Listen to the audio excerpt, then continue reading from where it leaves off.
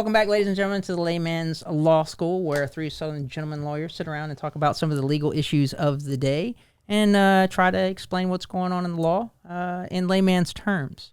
So, without further ado, I guess we'll get started today talking about why do we have to do this every single time? Is it something that you, is it like built in? Are you trying to do this? No, it's standard for you to tell people what you're talking about so they know whether or not to stay tuned. No, we're going to talk about Lindsay Hill. And since baseball's in the news, and then, you know, because it's somehow connected, but yeah, and the law. I think we're going to talk about Trevor Bauer. Not Lindsay. Both. Cheers. Yeah.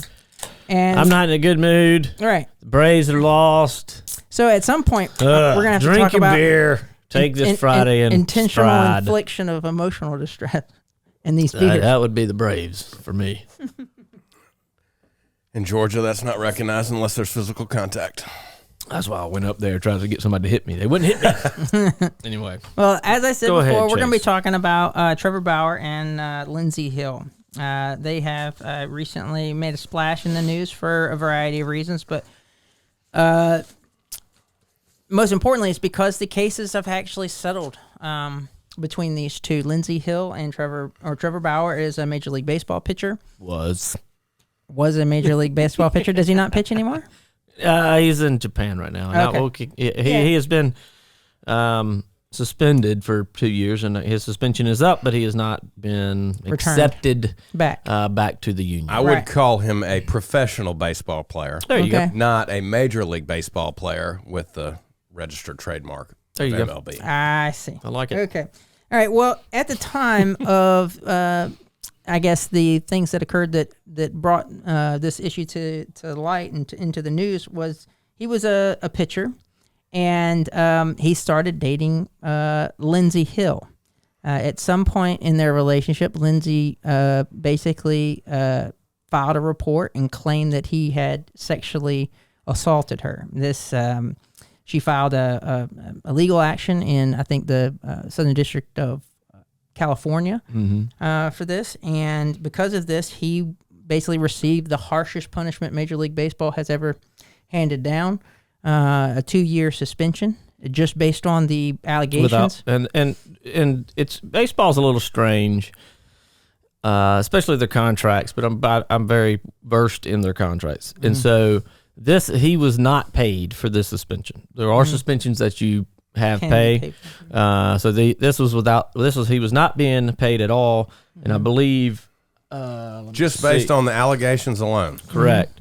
And this was when he was under contract to make $32 million in 2022 and $31 million in 2022 and $32 million in 2023. And so because it was a 2-year suspension, that was gone, and the employer, being at that time the Los Angeles Dodgers, were off the hook for that money. Yeah. And I would have to just include, this happened back in 2021, and when these accusations came out, Trevor Bauer denied it vehemently. He said that the two had engaged in consensual rough sex, and that what she was alleging he had done to her was completely false. And this was kind of in the height of the Me Too movement, and so I think this was a kind of people getting into groupthink a little bit, especially Major League Baseball, in taking these kind of drastic actions without actually investigating it too much. And I mean, there may be some liability in that regard here, because they are charged with sort of some oversight. And if you fail to properly investigate and you exercise certain rights that you have without, doing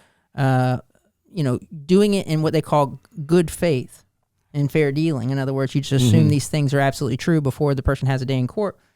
Then you can be held liable. But I just want to show, if you can, could you put up the picture? And this is part of the reason why they took it so seriously. Put up the picture of what she alleged happened to her, and the photos of what she claims to be her injuries as a result of these encounters. As you can see here, this is terrible. It's horrible to see a woman in this this state. She's got black eyes. She's got scratches on the side of her face. Damage to sort of her lips. I think there's one more photo there. Might be able to see some additional photos. That kind of shows some more of the damage that she suffered, or claims to have suffered at the hands and of to Trevor be clear, Bauer. Chace, talking about the MLB's culpability. To be fair, they do have an arbitration system that was decided by the Players Union and MLB, so that's part of the agreement. And it does go through an arbitration system before the suspension, before it becomes unpaid. And this one happened very, very quickly, where you still have some, like another Dodgers pitcher, Julio Aurelius, who has been charged for about a year, and he's being paid, but he's just not playing. Right. So it's like the pendulum is swinging with MLB, and they don't know what to do. They're taking a little more time. Well, I mean, it seems like in the first instance with Trevor, they, like Chace said, they were on the bandwagon of I'm not going to look bad in the media and be called out in the media. We're going to take these allegations seriously, and we're going to punish them regardless of the evidence and regardless of what he says. Right. Yeah. And I'll tell you this before we get into the stuff. Yeah. Trevor Bauer is an asshole. I mean, he is. Like, nobody really likes him. I don't like him. I think he's a piece of shit. He has pissed off MLB over and over again. He's the guy who had the ball and they tried to take it away from him, and like a child threw it over the center field fence during a game. He won the Cy Young, which is a very prestigious award. I mean, Cy Young is like, it's as close as you can have to being the MVP as a pitcher. I mean, it's a great award, and he won it, and it's they have this big ceremony, and it's a whole night. And he called it, he said, I'm thankful for, I guess, this Mickey Mouse Cy Young Award, and wore a Mickey Mouse T-shirt. He's just a jerk. His teammates don't like him, and he's an ass. Right. So I think that has to come into play to know that person in MLB response. Okay. You see what I'm saying? That does make a little more sense. But one of the things that came out after this, and like you said, that arbitration thing happened very quickly. And part of the reason why things don't necessarily happen very fast in the law is that it's important to get things right. You have certain rights and responsibilities. Once things like this get filed, you have to exchange evidence, and you get to request evidence from the other side. And one of the things that Trevor Bauer's lawyers requested was the cell phone data and text messages from Lindsay Hill. It'll get you every time. Yes, yeah, every time. But I erased them on my phone. Yeah. That does not do much. So if you could, at one of these incidents she was describing, this is the last incident where she said she was assaulted, that she was terrified, that she didn't know how to get out of the house, that she just was so upset and cowering, and she was waiting until he went to sleep so that she could get out of there. Right? She alleged that happened, I think, in May, on a particular date. And they looked on her phone that particular date, and there just so happened to be a video shot. And she didn't look like those beat-up pictures. Yeah, exactly. And, yeah, exactly. Those pictures were taken very shortly after this video was taken. And this is what she looked like on the morning she alleged to be terrified, and claims that all those scars came from, or, wounds came from.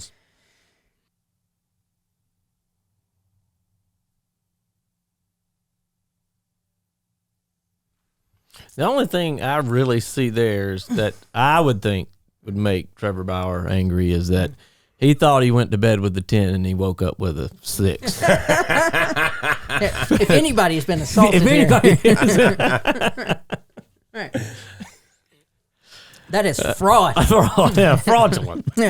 No, so this is a situation. These are some of the things that can come out in discovery, and this is why it's so important when people talk about having their day in court, that you basically treat everybody as innocent until they're proven guilty. And unfortunately, that's not the way today's society works. As soon as there's an allegation, you have to work like hell to get your and especially if you're the bad boy of the MLB. Yeah. This is similar to Dennis Rodman. It's Dennis Rodman. He's not doing like dressing up and going out with Madonna, but Trevor Bauer has been the bad boy of MLB, the buttoned up MLB for a little while. Even the way he went about contracts. he would get mad and just do a single year contract instead of these long contracts, and he just says, you know, you're not going to pay, and he'd get enormous amounts of money for a year, and that pissed MLB off. Sure. So he's kind of the poster child for, I guess, in Major League, He's a problem child. Charlie Sheen. Yeah. He's Yeah, that yeah. guy. Right. In the eyes of the MLB. Right. So this kind of actually seemed like par for the course for him. Right. This kind of behavior. Oh, 100%. Right. So we can see that in that video, she did not seem to be terrified. She did not seem to be eager to get out of there. She was actually kind of giving the camera a little smile and a wink. Yeah. Like she had gotten away with something. And Which I think that once they got her text messages, it got, it made it a little bit more clear what was actually going on here, and it spurred the filing of another lawsuit in this case by Trevor Bauer against her. If you could pull up the first text message about what she describes as her next victim. Right, and to get us, while you're doing that, to procedurally get to where we are. She had filed for a restraining order and had the pictures of herself. And due to the language and what she had said in her text message the judge denied that, which rarely we'll happens. talk about Almost that. That never is almost unheard of. To have a judge, because a judge is always going to err on the side of safety, somebody. protecting. What's the worst case that can happen if I give the protective order? Oh, y'all just don't see each other. Okay, if I'm wrong, if I'm wrong 1 out of 1,000 times, and somebody gets hurt. somebody could get killed. So they always err on the side of protecting somebody. Yeah. So this is a text message to a friend of hers, and it basically states, "Next victim, star pitcher for the Dodgers." Shortly after that, there's some text messages that explain that she's going to visit him at his house. Yeah. And you can show those. And then his net worth. Right. And then, it was the second thing she said is essentially, what am I going to steal? Yeah, exactly. It's like, I already got my hooks in. Yeah, and what should I steal? What should I steal? And then you got to get that bag. Yeah. And then, essentially, how are you going to do it? I'm going to be the biggest whore. Yeah, that's all caps, whore. Yep. I can be to get in on that money. 51 mil. Yeah, and then she says, in another text, you can bring it up here, Jen. She says, "Need daddy to choke me out." I mean, she is almost just like explaining what her intent is, and then explaining exactly how she's going to accomplish it. And so there's two, and this is happening, and then the next date, and we'll come back to all this, but the next date, to give the whole thing out, it was prior, and text messages got even worse. I mean, she's talking about it was the greatest time of her life. Can you do it again, harder this time? I'm getting excited by thinking about you slapping me, choking me. She is, and then he says something about rough sex, and she says, "Yes, I want it as rough as it can be." Right. That's from like A to Z. That sounds consensual. I mean, and as weird as and odd as it may sound to some people, that's what some people are into. And the judge denying the order, I don't have the exact quote, but I have a good bit of it, said that her injuries are so bad that normally it would automatically rubber stamp that order. But just from her looking at the text messages, not only was it consensual, but it was being asked for and encouraged. But and the judge is saying there, I don't like it, I don't approve it, but this is a free country. I mean, Chace, I can ask you to just punch me in the face right now, and if you do it, I mean, I asked for it. And then I think the judge kind of relied on something that is often relied on as, okay, y'all two are no longer together? Yeah. Okay, well then if he did pose a threat to you in the past, he no longer poses a threat to you now, so there's no need for this. That's a good point, Shawn, because they did bring into that, and I glossed over it, but that she was the pursuer. Sure. And he was the pursuee. And all the evidence showed she was the one going to try to meet him, try to find him, and then she was the one asking to meet up. He never once came on to her first, essentially. Well, when you're a professional baseball player, I imagine you don't have to seek it out. Sure, yeah. So they come to you. But the issue becomes, I think, and this is the twist in the case to me. Like I said, I don't like Trevor Bauer. I think he's a scum. And I think that Lindsay Hill is, right past him. They're close. They're close. Match made in heaven. Yeah, on what they are. So what Lindsay Hill has done, essentially, by targeting this guy is she has now made any other claims in the past very difficult to believe, where during the Me Too movement, everybody believed everything. The problem I have with it is there are some possibly legitimate claims against Trevor Bauer from the past. And there are other ones, aren't there? Yes, and that means, so my point is, let's say that those are true, and those women are going to be looked at as liars and frauds because of this one, right? So it just, the pendulum to me keeps swinging back and forth, and I don't know how to fix that legally, and I think that's why we're discussing it. It is, and people like to give the justice system a hard time and talk about all the problems with it and stuff like that. But what they forget about is how many times it actually works absolutely perfectly and does justice to everybody. And there's a reason why, as much as it is annoying when you find somebody that's done something reprehensible, that you still give them their day in court. It's because, and it's like this Greek sort of philosophy or whatever, they say that a society grows great when old men plant trees whose shade they'll never know, right? And these laws are seeds planted by the people that came before us, the smartest that we could find in this particular area, to say this is a way in which to order society so that people feel like they're treated fairly when it comes, if they're accused of assaulting somebody, wronging them in business. This is how you do it. This is, you assume that they're innocent first, right? And as long as we stop like executing people in public opinion first, and we kind of respect the process or whatever, I think that ultimately people's appreciation for the law and the way that it actually judges, and it becomes no more apparent to anybody else than when you are accused of something, right? And there can be nothing worse than getting beat up like she did, right? Except maybe being accused of doing something like that by somebody who is completely lying, and you being painted by in front of your friends, family, public as some horrible person, and so.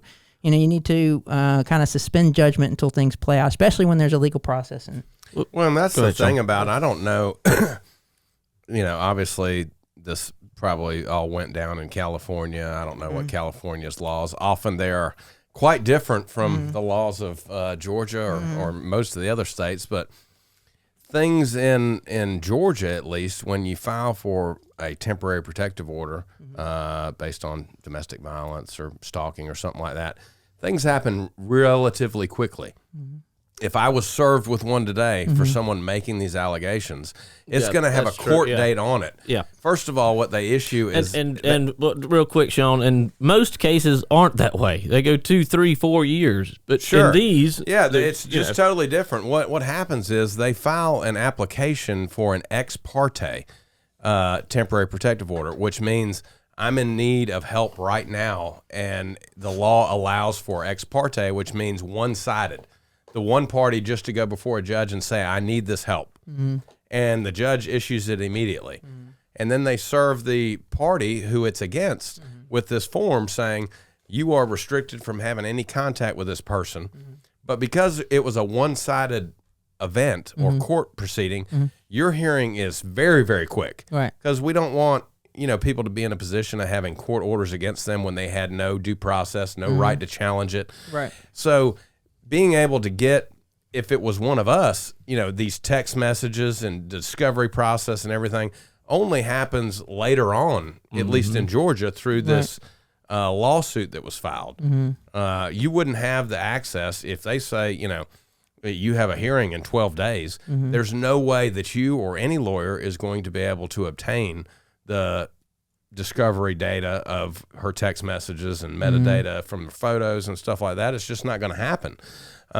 So typically, at least in Georgia, you're going to go to a hearing with very little notice. You're not going to have all this evidence. You're just going to stand there and say, well, Judge, I didn't do this.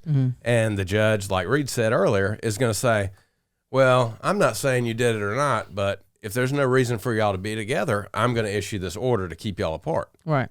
That's and with this case, they didn't order that, which is extremely strange, to say the least. Right. But I think it's borne out by the evidence. The judge is pretty clear that as to who was a predator here. And who was the victim. Who was the victim. But the issue, like, so all that going on, and let's say hypothetically that, that everything that we're talking about is fact, and because we don't know for sure. This is just what we're hearing, but we're taking this as the fact finders, and everything we hear about Miss Hill is true, and we've seen it, and blah blah blah, and they can prove it was able to put in court, and they settled the case. And you got to remember, Bauer is the moving party, right? He's the one who brought the claim, and he was able to get all the things in discovery that you're talking about, and you go, well, why would he settle it?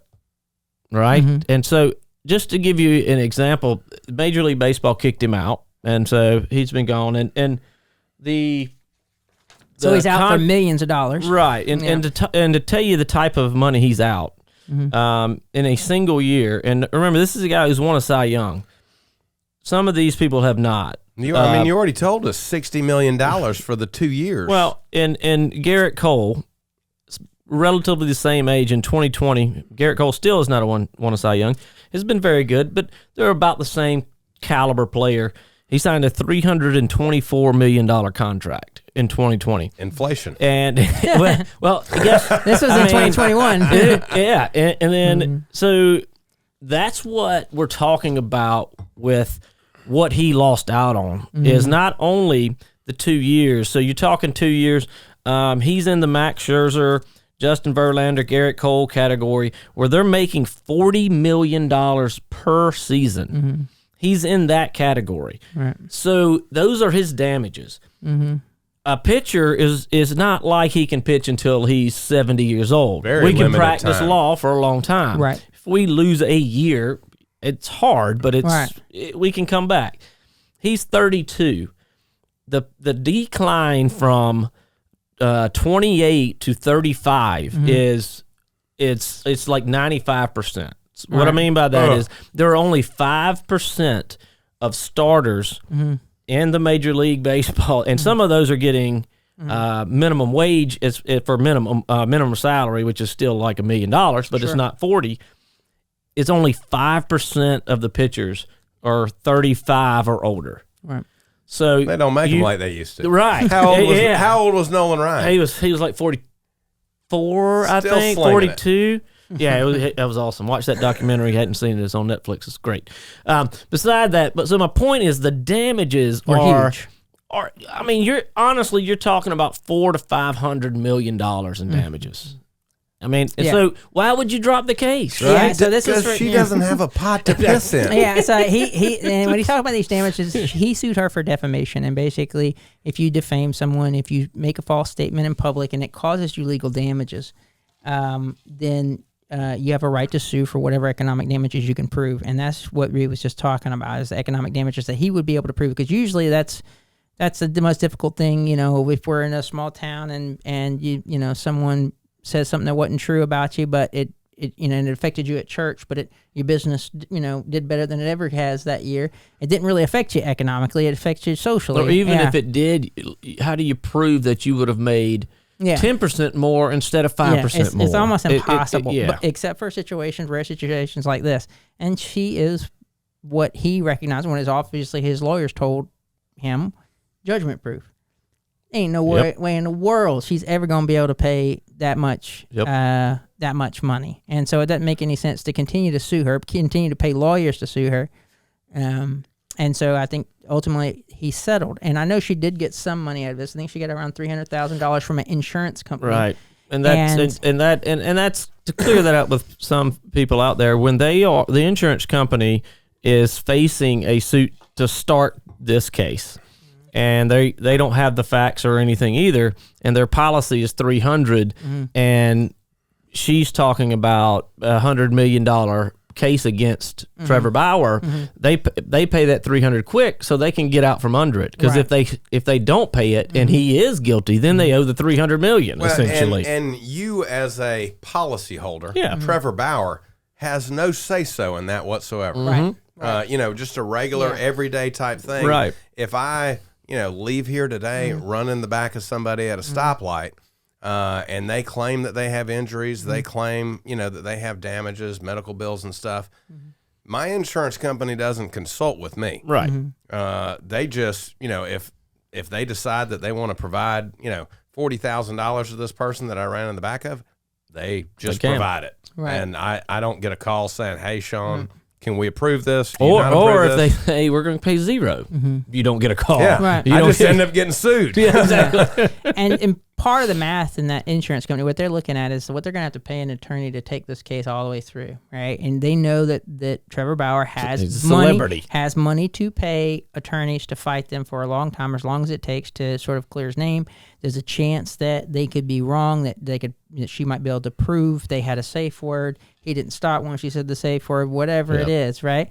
And they were worried they not only might have to pay an attorney hundreds of thousands of dollars, but also eventually, get exposed to what's called bad faith, where it doesn't matter what your policy limits are, that the insurance company, if they don't, do what's right, then you can basically sue them for whatever you want. So they try to get out of that. But this is the part that I appreciate about Trevor. I don't know anything about him. I don't know about his career, history, nothing. All I like is his defiant streak in that he said, "I'm not paying you a red cent," or the insurance company can do what they want. "I'm not paying you anything.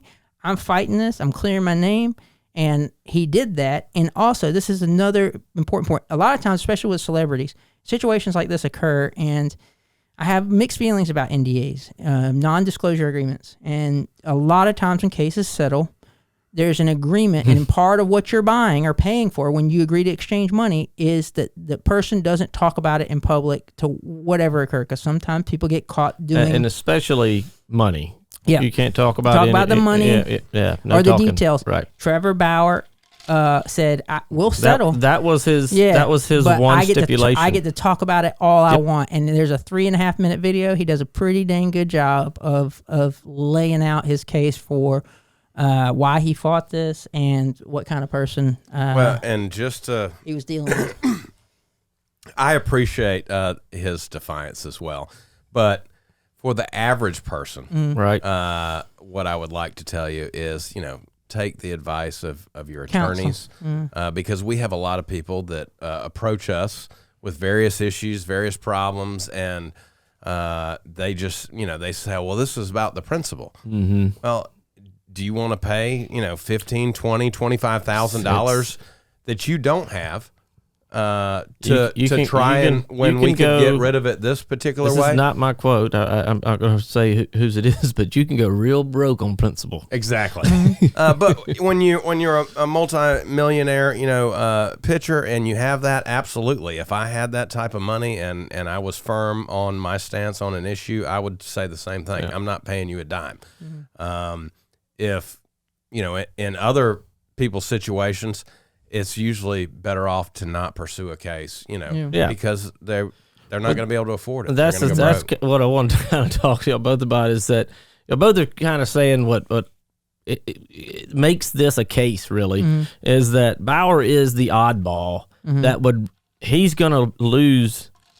I mean, honestly, he probably is going to lose $200 million at least, because he doesn't give a shit and he's on principle. He's kind of crazy. Okay. Right? Sounds like it. And so it's all about, to me, the saying is the juice worth the squeeze, right?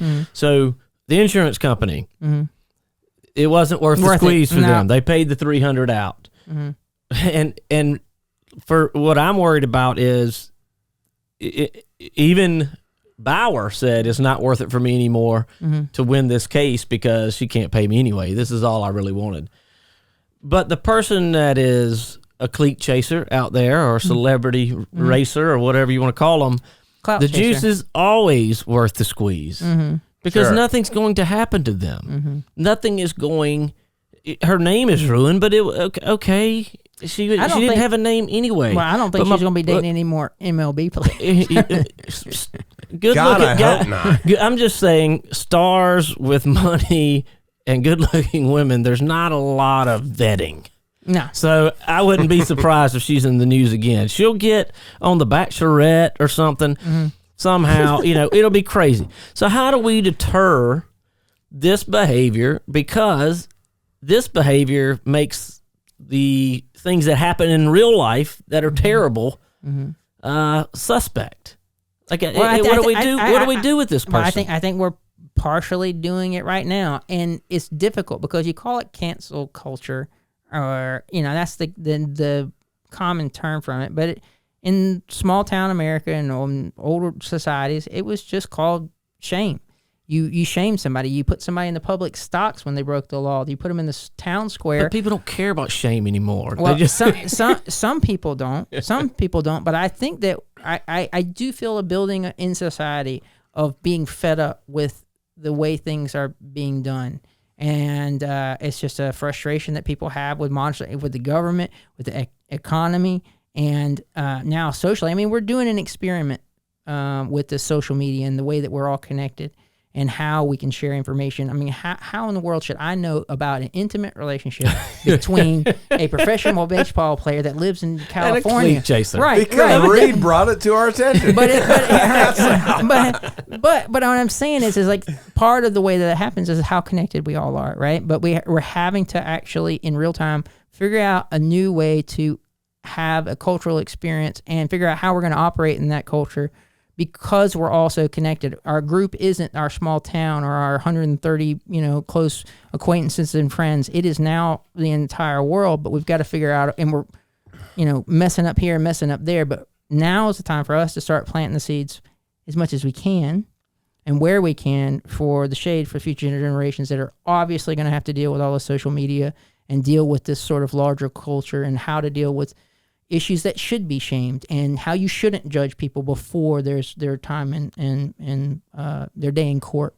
So we're doing what we can. Well, and I to think do that, you mentioned culture, and it's something that has to do with the culture of these just different individual groups. Let's just say it has to do with women and these issues like that. We mentioned it earlier that every time there is a false, what we basically from the information we have believe is a false allegation. And then something else could come out, The impact that it has on people that have genuine, real allegations is so severe. Yep. So those particular, we need to raise a culture, under the principle that, the boy that cried wolf. It all goes back to that. Eventually, if this keeps happening, every time a woman claims rape, sexual abuse, assault, it's going to be looked at. I mean, it might be looked at, but there's going to be this distinct suspicion that this is probably not true. And when you have people like Lindsay Hill that obviously don't care about that based on her text message and things, it has a major impact on society as a whole. Yeah. Well, we didn't really solve anything today, but we got at least the first thing you learn in law schools to bring it back to Layman's Law School is identify what, Chace? The issue. And I think we did that. I think we did that. We did that all right, and hopefully everybody out there learned something. Thank y'all very much for joining us, and see you next time.